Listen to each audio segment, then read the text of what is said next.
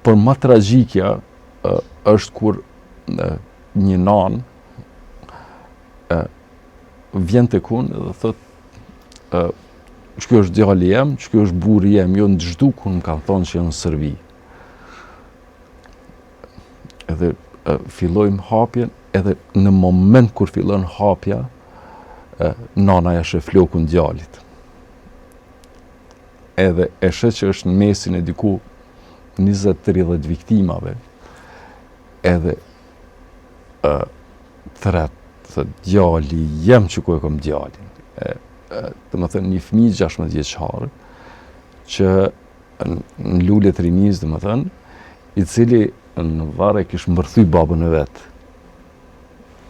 Edhe lutja e nanës.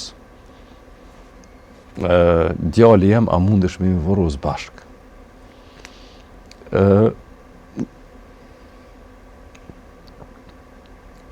Ka në atë moment, dhe më thënë, nuk e din si me trajtu, dhe më thënë.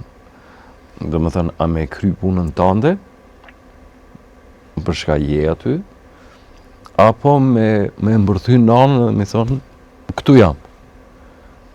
Në kështu që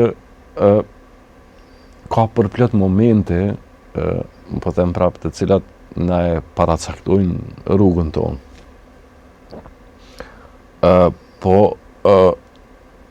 këto momente janë ato të cilat lajnë shenjë në zemër, për shkak që gjatë gjithë kohës e imagjinon nanën tënde në raport me veten, e bartë atë emocion, dhe më thënë, edhe e sheh se sa është e dhimbshme, dhe më thënë, që për një nanë me përjetu vdekjen e djalit, vdekjen e burrit, e posaçërisht në ato momente kur ende beson që është gjallë.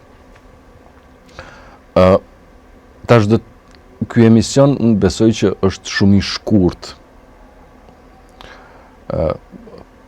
për më ju tregu, dhe më thënë, raste, dhe më thënë,